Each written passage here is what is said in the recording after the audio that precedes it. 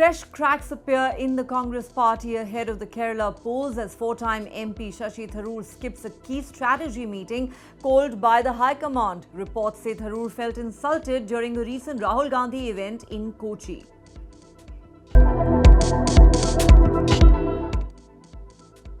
Tamil Nadu escalates its showdown with the centre. Chief Minister M.K. Stalin introduces a resolution in the State Assembly rejecting the G Ramji job scheme and demands MNREGA's return. The resolution is tabled hours before Prime Minister Modi's state visit.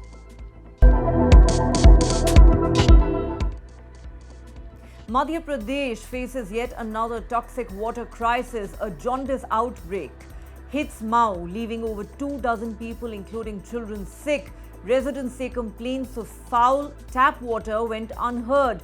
Earlier this month, 25 people died after drinking contaminated water in Indore.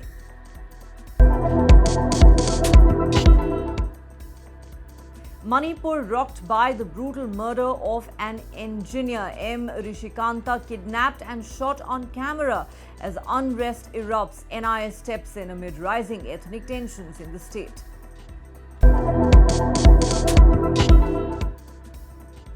A US-Canada clash erupts as Mark Carney hits back at Trump's Davos taunt. The Canadian Prime Minister says Canada thrives on its own after Trump had said Canada lives because of the US. Trump fires back by withdrawing his invitation to Ottawa to join his newly unveiled Board of Peace.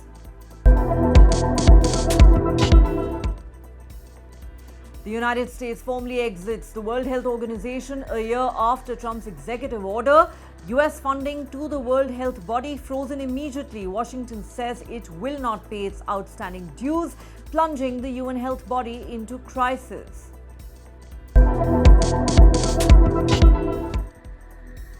Zelensky announces the first ever Ukraine-US-Russia talks in the UAE, even as he warns Europe that the continent cannot rely forever on America and must prepare to defend itself.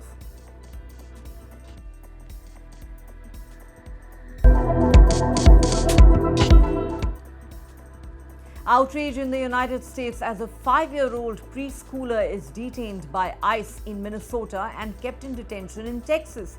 School officials say the child was used as a bait. Anger grows in America as anti-immigration sweeps intensify.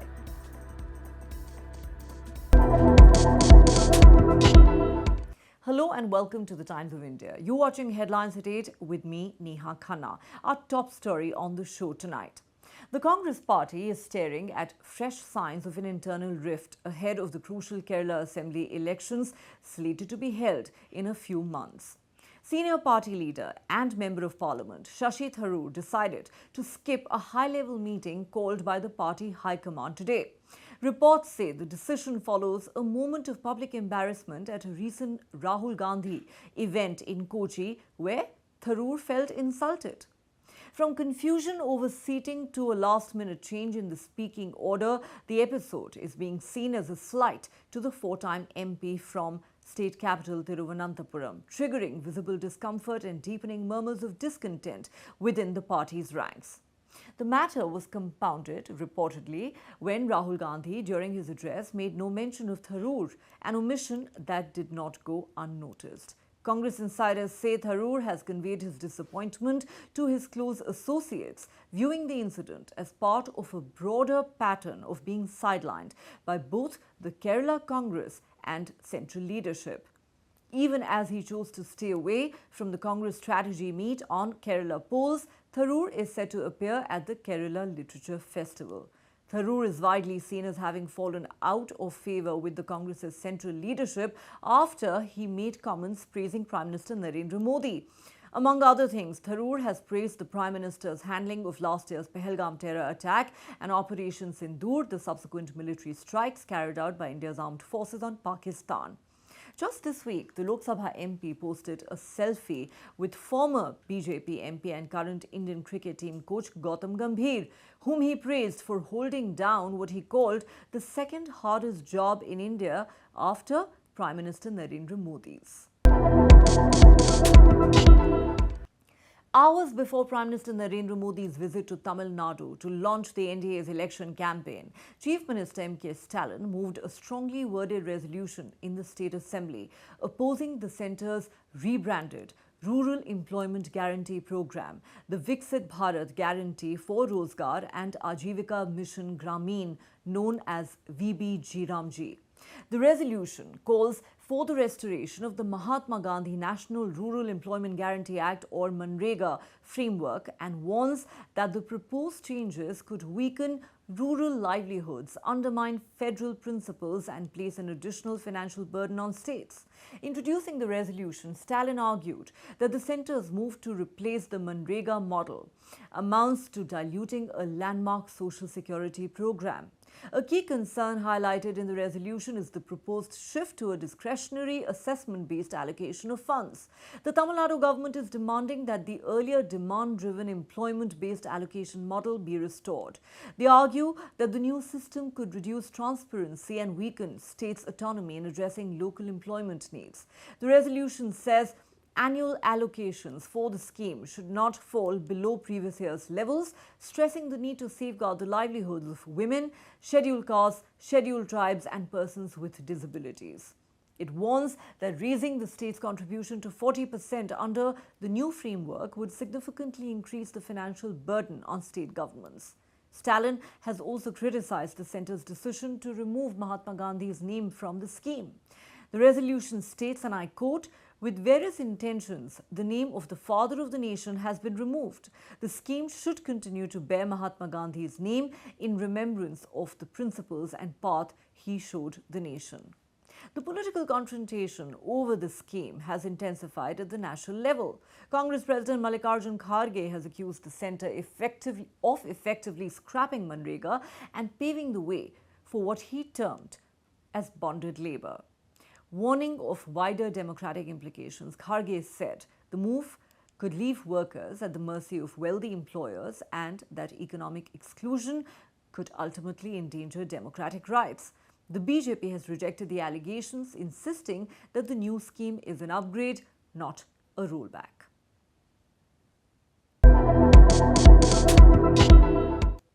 There seems to be no end in sight to Madhya Pradesh's toxic water crisis. A fresh public health scare has gripped the state after over 2,000 people, including children, have been struck by jaundice after consuming contaminated drinking water in the Mau area of Indore district. The crisis surfaced on Thursday in the Patti Bazar and Chandarmarg areas, where residents complained of muddy, foul-smelling water flowing from taps, leaving families helpless as school children fell ill, exams were missed and hospital beds filled up. With anger mounting, Indore Collector Shivam Verma rushed to Mau, met the affected families and inspected hospitals. Residents have alleged that repeated warnings about sewage-contaminated pipelines were ignored until the outbreak occurred. The alarm is louder because Mau's scare echoes a far deadlier crisis unfolding in Indore city itself, where 25 people died earlier this month after drinking contaminated water. The state government told the High Court that E. coli bacteria were found in the water from 51 tube wells in Bhagirathpur, caused by a leak that allowed sewage to mix with drinking water. As medical teams fan out, politicians show up for photo ops and officials scramble to contain the damage, the unfolding tragedy raises a chilling question. How many more lives must be disrupted or lost before safe drinking water stops being a gamble? देखिए, आज जो भगीरथपुरा में जो ये पूरी घटना है, इसमें आज के दिन हमारा रिंग सर्वे किया जा रहा है, प्लस लाइन की रेगुलर क्लोरीन डोजिंग करके उनकी टेस्टिंग की जा रही है। आज हम लोगों ने सभी जितने बोर्स हैं उनकी भी क्लोरीन डोजिंग करी है, चूंकि और साथ ही साथ शासकीय बोर के साथ साथ जो निजी बोर है उनकी भी डोजिंग की जा रही है। इस पूरे एरिया में ये भी देखा गया कि लोगों ने अपने टैंक्स में पानी स्टोर करके रखा भी हुआ है, तो वो जो पानी को इकट्ठा करके रखा है उसकी भी सफाई कराकर उसका भी क्लोरिनेशन किया जाएगा, उसके बाद ही उसका उपयोग किया जाए। और सभी रहवासियों से निवेदन किया जा रहा है कि आप केवल जो नगर निगम के टैंकर हैं उनके पानी का ही उपयोग करें, पानी को अच्छे से उबालें, उसके बाद इसका सेवन करें। तो ये सारी चीजें बताई जा रही है। Tensions between the United States and Canada are spilling into the open after Canadian Prime Minister Mark Carney fired back at US President Donald Trump's provocative claim in Davos. Trump had said, "Canada lives because of the United States."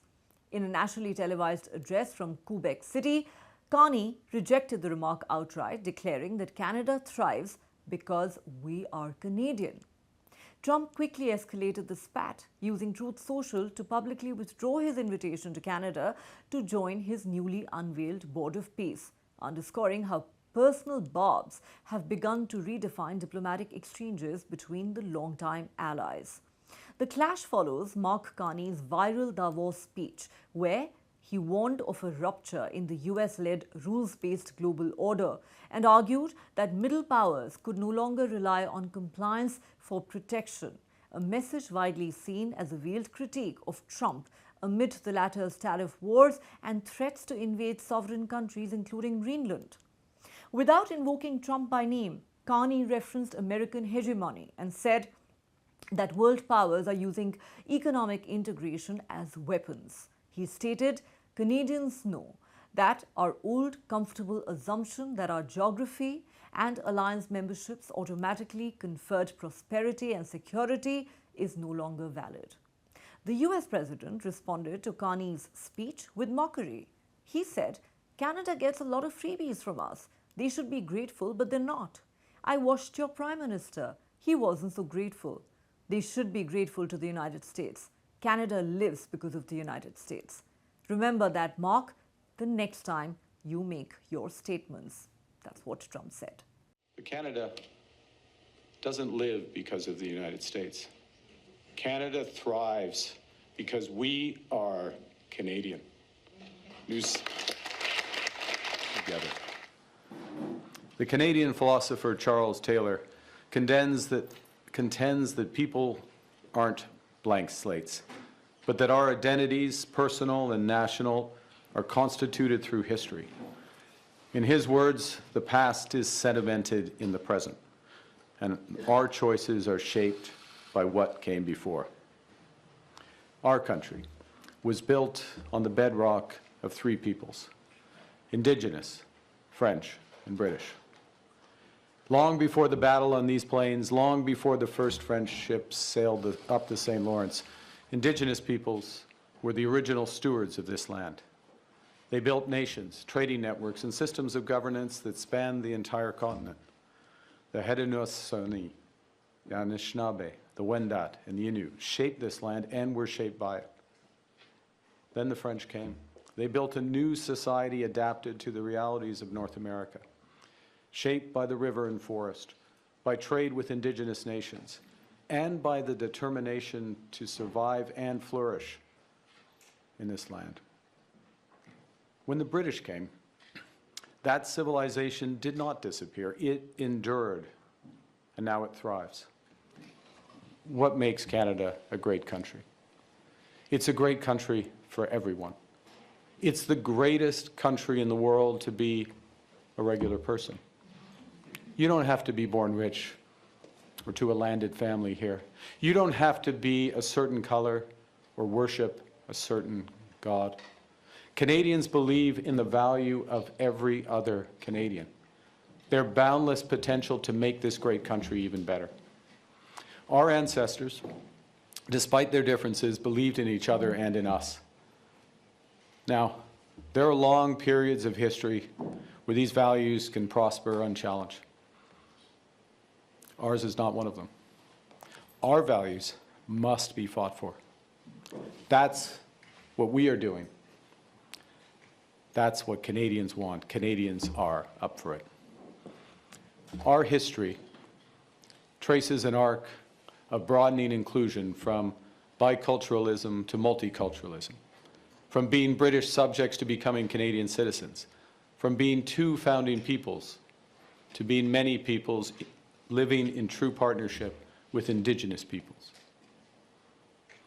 From William Lyon Mackenzie King's social citizenship to Louis Saint Laurent's liberal internationalism, from Diefenbaker's One Canada to Pierre Elliott Trudeau's Charter of Rights and Freedoms, Brian Mulroney's environmentalism, to Justin Trudeau's pluralism and reconciliation.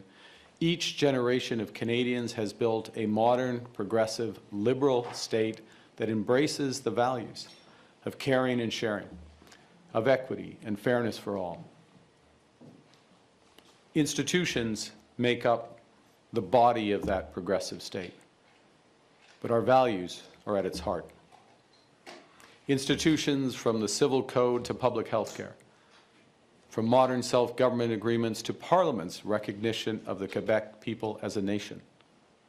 Values of inclusivity, fairness, solidarity, sustainability, and ambition. Canadians are inclusive.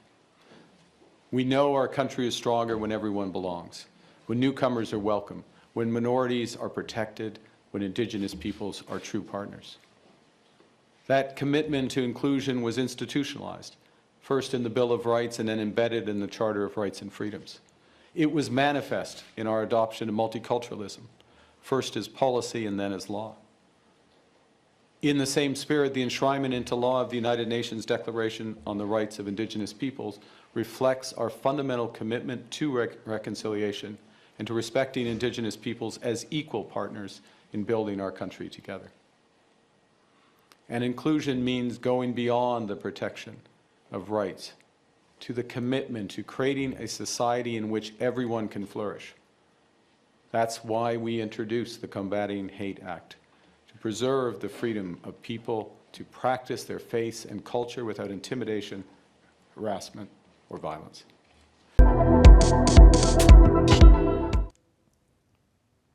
The United States has officially walked out of the World Health Organization, ending decades of engagement with the UN health body in a move that has sent shockwaves through the global public health system. Acting on an executive order signed on the first day of his second presidency a year ago, Donald Trump formalized the withdrawal on Thursday, accusing the WHO of catastrophic failures during the COVID-19 pandemic and vowing that Washington will no longer work through multilateral institutions. US officials have made it clear that the break is near total. No observer role, no re-entry plans, and no payment of the roughly $260 million in outstanding dues, insisting the American people have paid more than enough. The fallout is already visible. The US flag has been removed from the WHO headquarters in Geneva. US funding to the WHO has been frozen, and the agency is now staring at a deep financial crisis that is likely to force staff cuts, budget slashes, and a scaling back of operations. Global health leaders have warned that the US decision weakens disease surveillance and crisis response at a time of rising health threats. This comes as Trump's newly launched Board of Peace is fueling fears of a broader push to sideline the UN system itself.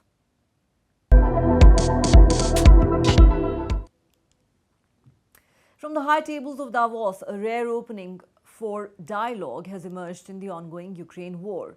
President Volodymyr Zelensky has announced that Ukraine, the United States and Russia are holding their first ever trilateral technical talks on the 23rd and 24th of January in the UAE, raising cautious hopes of movement after 4 years of bloodshed.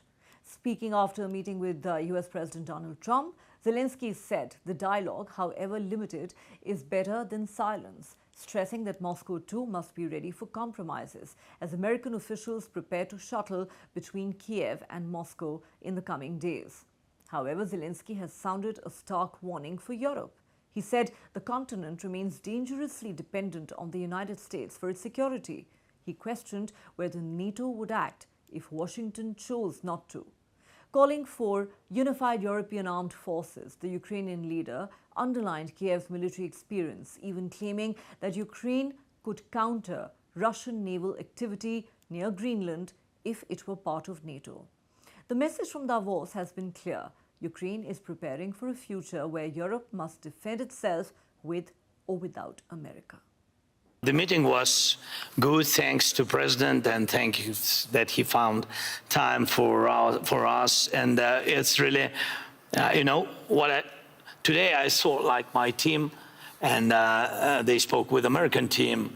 And before my meeting with President Trump, my team spent a lot of time with Americans. And even I wanted to ask President Trump to give them American passports, because I think that they, yes, really spend a lot of time. But be honest, I think that the meeting is very important. We need in our boat, I hope, this is the boat, this is ship to peace, and we need very much to have the United States. For the future, for security guarantees, we understand that Europe has to be more stronger, but Europe will need time. And today America is very strong, and I think that our teams worked well and come, you know, like I think this like last mile, which is very difficult, which during any dialogue with any president, I have to defend the interests of my country. That's why the dialogue is, maybe it's not simple, but today it was positive. That's enough. American team will go to Moscow today. Yes, they waited for our meeting with President Trump, and now they will go, and my team will meet American team, and I think that it will be the first trilateral meeting in Emirates. It will be tomorrow and the day after tomorrow. Yes, it will be 2 days meetings in Emirates. I hope that Emirates know about it. Yes, sometimes we have such surprises from American side. Yeah, but in any way they will go there, and I think this is good. If on the technical level we'll begin this trilateral meeting, I hope that we will find some. I don't know. Russians have to be ready for compromises, because you know everybody have to be ready, not only Ukraine, and this is important for us. So we will see what result will be, but that Russians will meet, that our guys meet today with Americans, then Americans will meet with Russians tomorrow. Today is at night. I don't know when. I don't know. Maybe Putin is sleeping. You said that nobody knows what is in his head. Yes, but they might have to wait a little bit for the meeting.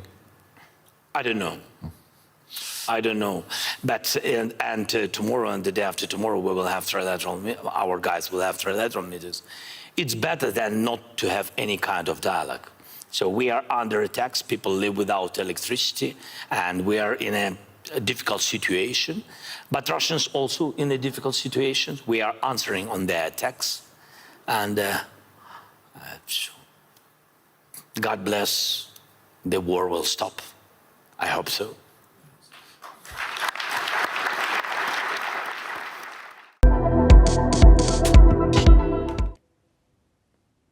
That's all the time we have on this edition of Headlines at 8. Thanks for watching. Have a great weekend ahead. Do join us again at the same time next week.